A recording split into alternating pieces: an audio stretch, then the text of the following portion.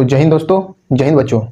आज का जो वीडियो है ये संविधान का बोले तो 12 से 35 अनुच्छेद के बीच वाले भाग का है, जिसमें मौलिक अधिकार के बारे में बताया गया है कि आखिरकार मौलिक अधिकार क्या है।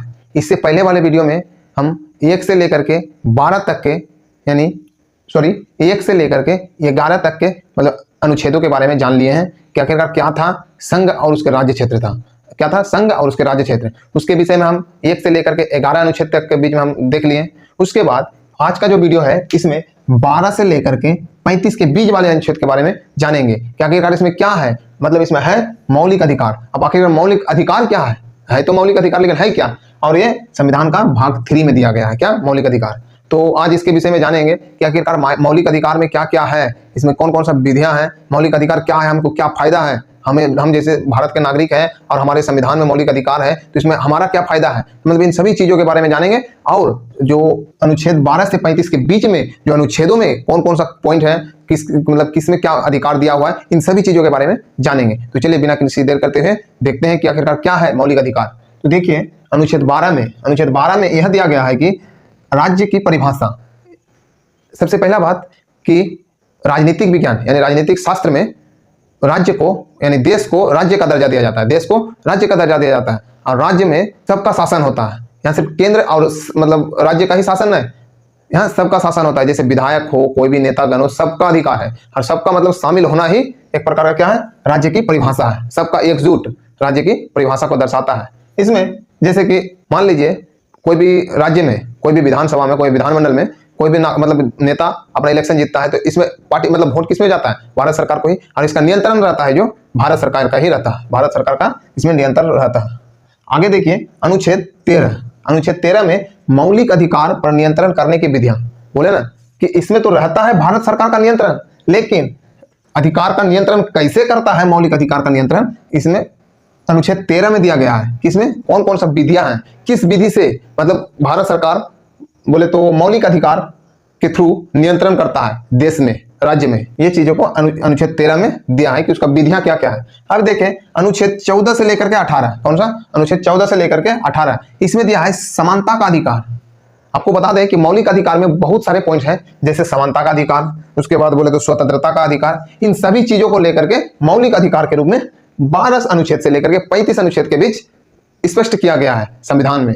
तो समानता का अधिकार 14 से 18 के बीच है। तो देखते हैं 14 अनुच्छेद में क्या है।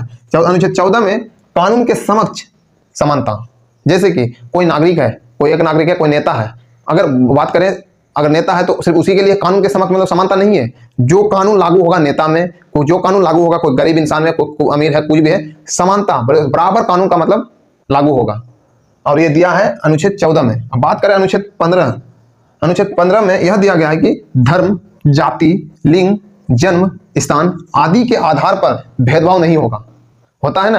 ये सबसे महत्वपूर्ण पॉइंट है जो कि हमारे जीवन में, हमारे जो नॉर्मल सा जीवन है, जिंदगी में भी ये काम आता है। कौन सा अनुच्छेद 15। और अनुच्छेद 15 क्या है, समानता का अधिकार में है। समानता का अधिकार मतलब बराबर होना चाहिए हर एक इंसान का, ना उसका जाति देखा जाएगा, ना उसका धर्म देखा जाएगा, ना उसका लिंग देखा जाएगा कि स्त्री है ना पुरुष है, ना उसका स्थान देखा जाएगा, और ना ही उसका जन्म कि कहां हुआ है। इन कोई चीजों का मतलब देखा नहीं जाएगा, सबको बराबर का दर्जा दिया जाएगा। इसी को कहते हैं समानता का अधिकार, और ये दिया है अनुच्छेद 15 में। अब बात करें अनुच्छेद 16 में। अनुच्छेद 16 लोक नियोजन के अवसरों में भी समानता, मतलब लोगों को, जैसे हम आदमी हैं, आप हैं, तो दोनों के बीच जो कोई भी अवसर दिया जाएगा तो मतलब किसी एक को नहीं दिया जाएगा, हम दोनों को अवसर का समानता होना चाहिए, ये दर्शाया है अनुच्छेद 16 में। बात करें अनुच्छेद 17 में। अनुच्छेद 17 में दिया गया है कि अस्पृश्यता मतलब कहने का मतलब है कि छुआछूत का अंत। अस्पृश्यता का मतलब है छुआछूत।